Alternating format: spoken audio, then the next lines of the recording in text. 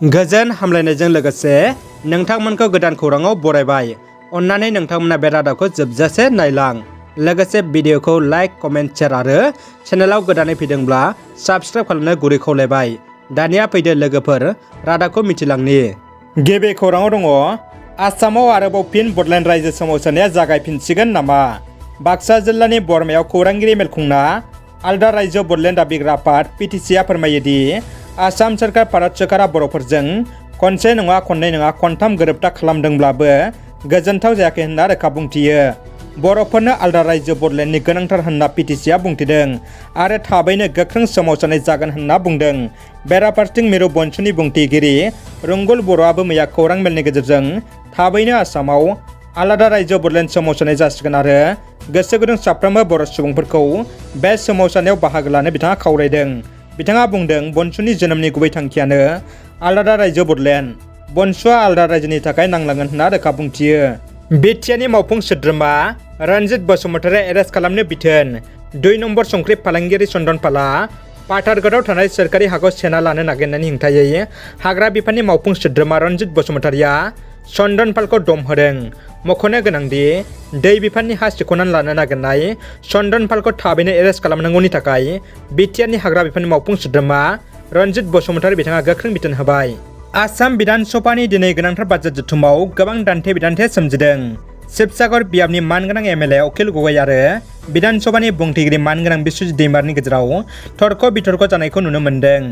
गोनांथार बाजेट जथुमाव अखिल गगैआ सरकार आरो बिधान सभानि बुंथिगिरिखौ गोख्रों सोंलु आरो बानबुंथिजों हामला खालामनायखौ नुनो मोनो। बिधान सभायाव बिदिनो गोबां दावराव दावसि सोमजिनायखौ नुनो मोन्दों। दानिया फैदो गुबुन मोनसे खौराङाव।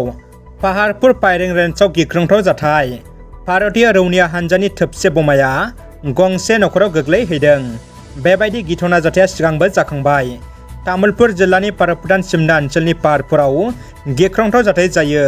222 नं बेटेलियन भारतीय रौनिया हान्जानि फायरिं रेन्जआव गुलि गावनाया गंसे नखराव गोग्लैहैनाय जाथायनि सायाव ओनसोलनि थागिबि रायजो राजाफ्रा गिखांनाय मोन्दों आरो पाहारपुर फायरिं रेन्जखौ थाबैनो बोखारनांगौ होनना तामुलपुर जिल्ला खुंथायनि खाथियाव रायजो राजाफ्रा दाबि दैखांदों। बर' फिसानि थाखाय मोनसे गोजोनथाव खौरां। बर' फिसा उसु गेलेगिरि जाय दाखालि बावैसो रासियानि मस्क'आव जालांनाय इन्टारनेशनेल उसु टुर्नामेन्टआव रुपानि मेडेल मोननो हादोंमोन। बिथां सानमा ब्रह्मआ सोलिफु 2022 मायथाइनि फैगौ एप्रिल दानाव आमेरिका जथाय हादराव खुंजानो गोनां वर्ल्ड उसु चेम्पियनशिपनि थाखाय भारतनि हानजायाव सायख'जाबाय। बिथाङा जाहाथे मोजाङै गेलेनानै देरहाबोनो हायो आरो हादरजों लोगोसे हारिनि सन्मान लाबोफानो हायो, बेखौनो बयबो बर' फिसाफ्रा मिजिंथिदों। लोगोसे बिथां गेलेगिरिनिसिम बिटिआरनि चिफ प्रमद बर'आ गाहाम हामलायथि बावहरदों। क'क्राझार सहराव थानाय गंसेल' सोरखारि बिएड फरायसालिमा।